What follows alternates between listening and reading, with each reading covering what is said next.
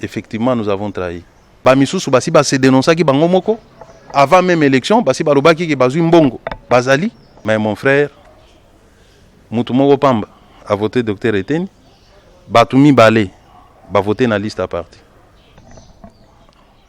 Et ça la passe. Je comprends la colère de nos combattants et je partage cette colère avec eux qui a eu effectivement corruption.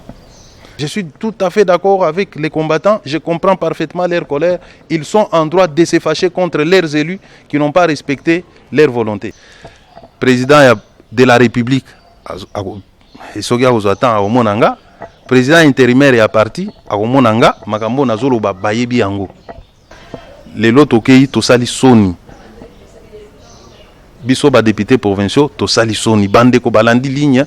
Il y a parti. Je suis malheureux, je partage cette responsabilité. IDPS Tozali na 12 députés. 12 députés Nabiso, normalement il fallait que soit 4 sénateurs. Mbote bande ko balandi ya to komwa puis to kotende to mesna kotena biso na bino contrat to signer to memela bino ba vérité, ba vraie information. Alors ya kitoko obolingaka mingi. Biso to yoka makambo na matoité. Toyo karane bande ko so kana musika ba ya ba information te bisto ki sur le terrain tozwa bande ko oyo baza accusé to oyo ba kotanga ba kombo na bango boyo ka réaction na bango za nini neto kiti awa et pas wa plutôt la Sabino l'un des députés provinciaux oyo basaki pona bango élection de Kagilobi na 5% élection le Kagi ndenge nini to boko landa pe na tourner to ko sala a to ko ne pe ko ba député national bolakaki population nini bureau définitif ya semaine nationale tilelo ba député national ba kamama ba kamama ba baba bolo bakate pona nini lelo o toza wapi kaka bureau provisoire boni bureau définitif ti lelo za la raté to ko tambola to banina na ba député provinciaux to que ne petit para bango pa ba ba ko ka lobi oyo ko batama na sekuna na galibulu to ko mona yango te boni bango nsi bola la ba pongi honorable makambo lobi na vie de Kinshasa Congo nyonso bande ko baleli balobi biso to kanisa ke rupture et salami ya solo. Tant que nous avons l'élection, nous avons voté par députés provinciaux, national, la président de la République. Boni, beaucoup de trahi le peuple. Oui, mon frère, c'est le cas de le dire. Naza Okufa, Ndegonzo Monangabo. Oui, Naza na parcours politique. Nauti Mosika, Nauti na zelo, na base. J'ai fait des marches, j'ai respiré des gaz lacrymogènes. Na parcours académique nangai, na subir injustice à cause de mon engagement à l'IDPS. Na musala nangai, na zui ba choc ya makasi. Natikala ou trahir parti te. Natikala patient. Etienne Tshisekedi Akufi. Atikeli biso parti. Biso nyonso bilenge. Pendant une année, to tamboli na parti na maboko. Toza ko batela ngo, toza ko lengela ngo. Bambongo bazo proposer pour ba détruire parti. Natikala ko zwata 1 franc ya mutu. Nazolo ba na télévision. Lelo na combat na to mener toza na président de la République. Félix Tshisekedi, président de la République, le commandant suprême des forces armées, les garants de la nation et de la Constitution. Il a le pouvoir suprême entre ses mains. Ngai muto to uti na kuna musika, to tamboli na lelo. Bon na yoki bato bazolo bangana zuimbongo. Lelo kaka président nanga o na uti na zelo. Toche maboko akomi président ya IDPS, toche maboko lelo président ya République. Nde moment nga na poni, bape sanga 20 000, 30 000 ou 100 000 dollars, même 200 000 dollars pour na trahir combat parti. Oui, on a expliqué biso donc il faut la kindoki. Ce qui na sali bongo, c'est que naza envoûté, or nga ba envoûta ngate. Moi je suis un homme éclairé, un homme averti, je sais voir loin et je vise loin. Pour nous, effectivement, nous avons trahi. Quand je dis nous, c'est parce que je fais partie d'un groupe. Il y a 12 députés, il y a IDPS dans la ville à Kinshasa. La veille à l'élection, Tokutani na permanence avec le président intérimaire du parti. Tosali, une stratégie électorale que je vais dire ici. IDPS Tosali na 12 députés. 12 députés Nabiso, normalement il fallait que ce soit 4 sénateurs. Tokani, liste à parti ezali, mais stratégiquement Tochiaki Bandeko Moussous, dont Jacquemin Chabani na docteur Eteni, comme indépendant. Baponi Batumisatu, Balobi Bino Boko voter docteur Eteni, puisque Chabani, pour plan Nabiso est réussir. Balobi 3 personnes vont voter, bah désigner nommément yo, vont voter Moutoutel. Bino Botikali, vont voter dans la liste. C'est-à-dire que Tolongoli, sur 12, Tolongoli 3 voix. Ce qui va passer, c'est que le docteur Eteni 3 voix. Docteur Eteni Alinga Obima, sénateur. Dans la liste, Tolinga Otikala na 9 voix. Tant que Balinga Kolongola, Babimisi, sur 9 voix, 6 voix, ils ont déjà sénateur d'office. 3 voix au Isaac Otikala, comme toi, dans le système proportionnel. Et Linga qui lui sous, Moutoua Likolo, Alinga Kobenda, donc Tolinga au moins 3 sénateurs. Mais mon frère, Moutoumoro Pamba a voté docteur Eteni, Batoumi Balé va voter dans la liste à parti. Ok, et au cas où ça na Félix Tshisekedi na parti au Musika. Les lois beaucoup na niveau beaucoup contrariété mais bazolo bagay yoza parmi batoyo baza corrompu. Boni retia qui liste na ta que président assemblée provinciale obisi ki bande côté. Voilà. Population était qui pas na yo oleka comme président ya assemblée provinciale ville Kinshasa. Mo retiré candidature na yo. Yonde mudoza na maele mabe na ndeko. Très bien. Nabanzi eza occasion na expliquer. Omoninga naza batu yotondima ko se sacrifier pour na parti réussir.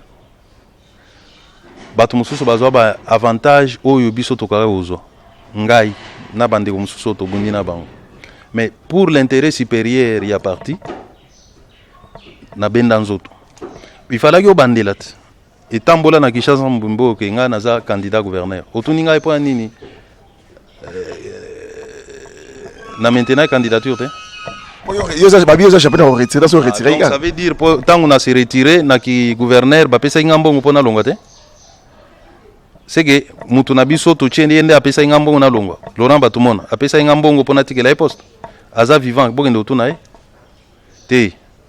Biso to tambola pona mbongo te. Nazai candidat gouverneur. Na parti bafandi ba raisonner, ba avancer ba raison mo boy. D'ordre tribal, il faut que je le dise. Balobi ke na ville à Kinshasa, mutu oyo akobi ma gouverneur, il faut azala kaka ne Congo. Soit mutu abandundu, soit mutu aba Congo. On m'a convaincu. J'ai trouvé que c'était un argument. J'ai retiré ma candidature. Bapesa nga combien? Nani apesa nga. Tangu to postulé na assemblée provinciale comme président. Même argument yé lisusu. Ceux qui ont bimi président et assemblée, toujours risqué, tout raté gouverneur. Retire-toi. J'ai exécuté, je me suis retiré. Nana Pessingambo. Tout ça, ce sont des sacrifices nazo sala pour que ligne victoire et à partir à la garantie. Ce n'est pas moi qui peux aujourd'hui me faire corrompre. Na sénateur, moi sénateur Moko. Sénateur Moko. C'est comme yo za champion ko retirer. Yangwana pe OK tant beaucoup élection sur ce sénateur. Comme yo champion ko retirer. O retirer karate, yo retirer kaka. Yo kana ibisa ko présenter bilo bongote. Makambo nazolo banaza très sérieux. Je donne des raisons et sengeli ko pesa sérieux na makambo nazolo. Makambo nazolo bango na TV. Président de la République esogia ozata o monanga. Président intérimaire et à parti à Monanga, Makambo Nazolo Bayebi Yango. Tu comprends? Au Moningai, Tozana éducation politique, pour aller n'importe où, rencontrer n'importe qui n'est pas du parti, on nous a enseigné qu'il faut informer la hiérarchie. Tu comprends? Donc nous avons cette éducation-là. C'est pour faire de sorte que mécanicial trahison. Il y a traîtrise et la bisoté. Et nous sommes comme ça. Nous avons tenu ces partis. Jean-Marc Abound, Félix Tshisekedi, Augustin Kabouya et moi, nous étions sur la première ligne. C'est en ce moment-là qu'on pouvait nous corrompre. Puisque les partis étaient entre nos mains. Il suffisait qu'on bascule dans un sens pour que les partis tombent. Quand je dis comme ça, bateau bayebi les rôles que nous avons joués. Ce n'est pas aujourd'hui, et surtout à niveau de sénateur, sa carrière politique. Moi j'ai un avenir politique. Naza parmi bateau confiance à président, permettez-moi de le dire. Na bebi sa confiance à président pour 20 000, 30 000, 50 000, même 200 000. Ce qui est là, n'est pas président de la République. Naïbi si apé sanga mbongo, yo kanisa ko pesanga 100 000, 200 000. Il faut mutu moko boya bima apé sanga yango pona trahir. Parce que le talent de population congolaise, bandeko babaki de quand c'est qu'ils rupture, biso na ba FCC na ba PPRD. Lelo bandeko bako bima, ba gaz lacrymogène au boye biseki bandeko, ba camp divers, bandeko na bina lamuka, ki boko sala marche. Donc le tine ba mai bo melaka gaz lacrymogène que bete masula fait de Kinshasa te mais bino moko mboa simboa bande ko na bino ba bimi ba ko mela ba gaz o pemeli bande ko mususu omoni makambo luki honorable et ça la passe. Je comprends la colère de nos combattants et je partage cette colère avec eux. Ils abatu oyo ba souffrir mingi lelo tozu bokonzi ba voter biso sans mbongo ebele te ba voter biso pour nous symbolisons cette rupture bande ko ba combattant ba moni à travers nous que to voter bato pour na rupture et salam les loto kei to sali soni biso ba député provinciaux to sali soni bande ko balandi ligne ya parti te. Je suis malheureux, je partage cette responsabilité. Mais moi, j'ai fait ma part. Je vous ai montré, de par mon parcours, ce n'est pas aujourd'hui que je corrompre. Et je vais corrompre. Ok, honorable, vous pouvez savoir, vous avez une salle, dans ma caméra, salamaki. Vous pouvez expliquer, boni, sur 12 députés, il y a IDPS, 3 personnes qui ont voté, les députés provinciaux, ça tout kaka. Mi balé ba voter ndeko na biso Kalonji comme sénateur, moi ko a voté ndeko Eteni Longomba, secrétaire général adjoint à IDPS. 9 wana ba kewapi. Ba voter banani. Yo zaki sur le terrain, vous avez politiciens munene, les grands conseillers, il y a parti IDPS. Ndeko, vous expliquer ba congolais, ni les gars na sala wana. Kanya ka ba ndeko beta masolo ya corruption. Tambola kité, to ni les gars économistes. O ba congolais ba ko yeba siko. Procureur général de la République, Achal Obaki, va repousser élection oyo puisque corruption est allée. Lobby, c'est la preuve qu'il y a eu effectivement corruption. Nakoki goye bisayo que mututel nda voté te, mututel nda sali boité. Ce que moi je sais et que ngai na voté na liste à parti, batumi bali ba s'ajouter. Ba mususu wana moyen na identifier que za oyo to za oyo ezate. Mais moko na moko amiyebi. Moi je donne mon parcours. Moi, j'avais plus de chances, si je peux dire, de me faire corrompre. Hein? Bruno Chibala, viens à Yakati. On a eu tambola na ibutu moy. Tango azui pouvoir, na kokai ko kende pa na ye. Yo kanisa linga ko changa isika biente. Na boy. Tu penses que ceux qui n'a gagné Bruno Chibala linga pe 100 000 pendant 2 ans je pouvais avoir aussi beaucoup d'argent. Mais na keité. Mais boni na zalaki na kende ko zo de 20 000 30 pour tozoka kuna o APC bela pe 50 000 ba pe 50 000 na trahir na effacer combat na ngai ya bambula nyonso na sali pona moi je n'ai jamais touché 50 000 $ dans ma vie pona kende olengela 50 000 ba combattre ba koloba kuna ba bazotanga kombo yo ba combat otanga ba soda ya makaso ba otanga so kotsema kolo kuna okomona makambo ko zo lumbe mote na 10e parmi batu yo zotanga mandeko. Oui. Naïbi, c'est une bonne occasion pour mes adversaires aussi à tenter de régler un compte. Tu es banni na IDPS. Oebi ka na IDPS. Baloba ngai na Augustin Kabouya tolia 80 000 à Moïse Katumbi, 80 000 $. Oebi ngote. Mais si makaka batwana o ba incita ki bango baya ko s'attaquer ba boma mutu kana ngai batwana baya ko senga pardon. Et aussi la nango. Ngai, j'ai ma conscience tranquille. Tu comprends? Président Nabiso Aïbisa Rabiso, président Félix. Tant que l'accusation est en train salam. Abanda go Aïbisa Biso, bafunda yo kasi bakuta yo te. Au fond, tout ça, dans le monde politique, on peut accuser. Mais dès lors que ngai conscience na ngai tranquille, na fandi. Vérité, nde kolobelanga.